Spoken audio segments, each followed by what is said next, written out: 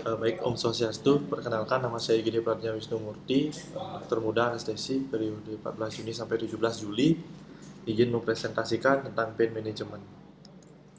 Jadi yang pertama, perjalanan nyeri. Jadi yang pertama itu ada transduksi. Jadi transduksi itu merupakan proses penerimaan stimulus nyeri atau nociceptor oleh nociceptor yang selanjutnya diubah menjadi impuls elektrik. Noxious itu dapat berasal dari bahan kimia seperti yang terjadi pada proses inflamasi, menimbulkan sensitisasi dan mengaktifasi reseptor nyeri. Bisa juga diartikan sebagai pengubahan sebagai stimuli oleh reseptor menjadi impuls listrik yang mampu menimbulkan potensial aksi akhirat saraf. Lalu yang kedua itu ada konduksi. Setelah transduksi itu ada transmisi. Jadi transmisi itu merupakan pengantaran impuls elektrik dari saraf perifer menuju cornu dorsalis di medula spinalis, kemudian ke talamus melalui traktus spinotalamus, dan selanjutnya diteruskan ke korteks cerebri. Lalu proses transmisi itu dilakukan oleh serabut A delta bremelin dan juga serabut C tak bermelin sebagai neuron pertama, kemudian dilanjutkan traktus spinothalamikus sebagai neuron kedua, dan selanjutnya di daerah talamus disalurkan sebagai neuron ketiga sensorik pada area somatik primer di korteks cerebri. Lalu setelah transmisi ada modulasi. Jadi modulasi itu merupakan proses perubahan transmisi impuls nyeri yang melibatkan descending modulatory pain pathways sehingga dapat menyebabkan proses peningkatan impuls nyeri atau eksitasi dan penurunan impuls nyeri. Inhibisi proses modulasi ini terjadi pada sistem saraf sentral. Lalu selanjutnya ada persepsi. Jadi pada persepsi ini merupakan hasil lahir yang menimbulkan suatu perasaan subjektif yang dikenal sebagai nyeri.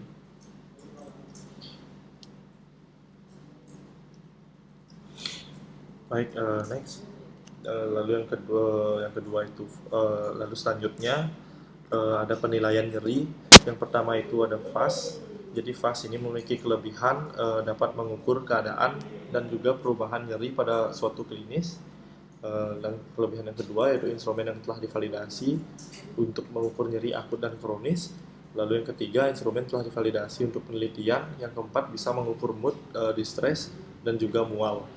Sedangkan kekurangannya itu tidak bisa mengukur semua aspek nyeri, serta pasien sulit untuk menghubungkan garis dengan nyeri, lalu juga sulit untuk pasien penurunan kesadaran. Ini merupakan gambar dari FAS, dari no pain, 0, distressing pain, unbearable pain.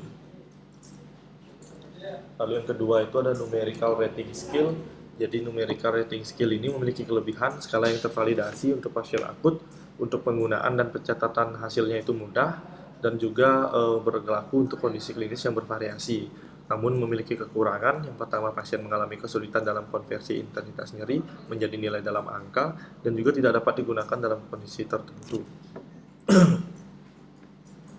Seperti misalnya pada pasien yang bingung, ada gangguan kognitif, dan juga tidak divalidasi untuk pasien pasca operasi ortopedi. Ini merupakan nilai-nilainya 0 sampai 1 non, mild itu 1 sampai 3, moderate itu 4 sampai 6, 7 sampai 9 itu sudah safer.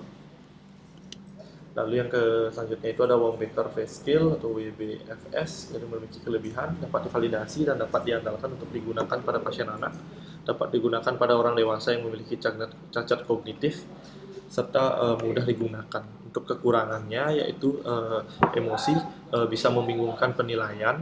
Penilaian nyeri dapat bervariasi karena variasi kultur dan budaya. Berikut merupakan gambaran dari WBFS, Wong-Baker Face Scale.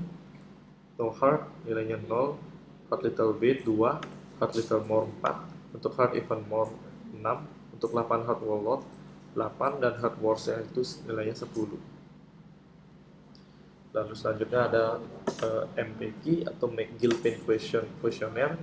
jadi memiliki kelebihan terbukti sebagai penilaian nyeri yang valid dan dipercaya, sedangkan memiliki kekurangan kompleksnya penilaian mungkin dapat membingungkan pasien. Berikut merupakan gambaran dari kuesioner MPK, bisa dilihat di sini ada nama pasien, date, time, dan juga kuesioner pertanyaan-pertanyaan. Next. Lalu selanjutnya ada Pain Diary. Pain Diary ini memiliki kelebihan sangat membantu untuk memantau variasi penyakit sehari-hari dan juga respon pasien. Sedangkan memiliki kekurangan, pasien dapat lupa mencatat nyeri yang dialami. Dan ini merupakan Pain Diary. Jadi di sini ada hari, lalu di sebelah kiri yaitu ada time and duration, lalu location of pain level, dan what did I do. Jadi ini dicatat setiap harinya, misalnya nyerinya itu dari pukul 8 sampai 11.30, lokasi nyerinya itu misalnya di leher, dan pain levelnya itu 0 sampai 10 itu misalnya nilainya 8. Itu dicatat setiap hari. Maka dari itu Pain Diary ini memiliki kekurangan pasien itu sering lupa mencatat nyeri yang dialami.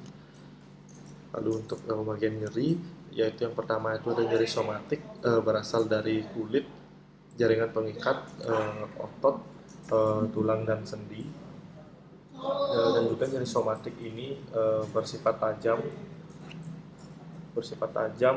dan lokasinya jelas. Untuk klinisnya itu umumnya itu pasien dapat menunjukkan lokasi nyeri dengan telunjuk. Selanjutnya itu ada nyeri visceral. Nyeri visceral ini nyeri berasal dari organ dalam seperti rongga toraks, rongga abdomen, jantung dan paru, lalu abdomen, seperti lambung, usus, limfa, hati dan ginjal, lalu rongga pelvik seperti ovarium, kantung kemih dan kandungan. Lalu ini itu diinervasi oleh serabut C dan juga diffuse, lokasinya tidak jelas. Lalu untuk klinisnya itu umumnya pasien tidak dapat menunjukkan lokasi nyeri dengan telunjuk, namun bisa menggunakan telapak tangan. Sering berhubungan dengan aktivitas otonomi, gelisah seperti mual, muntah, emosi yang hebat, dan juga nampak sedang sakit berat. Lalu yang ketiga itu ada nyeri alih, terjadi pada area yang berbeda dari tempat asalnya. Jadi nyeri alih visceral dibawa oleh neuron kedua yang berjalan di tractus pituitalamicus kontralateral dan juga diinervasi oleh segmen spinal yang sama dengan nyeri asalnya. Untuk mekanisme terjadinya nyeri arah salad afferent dari area penggabungan ini pada medulla spinalis mengantarkan persepsi yang salah bahwa nyeri berasal dari area alihan. Karena kulit memiliki lebih banyak reseptor, maka ketika sensasi nyeri dihantarkan lebih terasa di area alihan dibanding lokasi asalnya.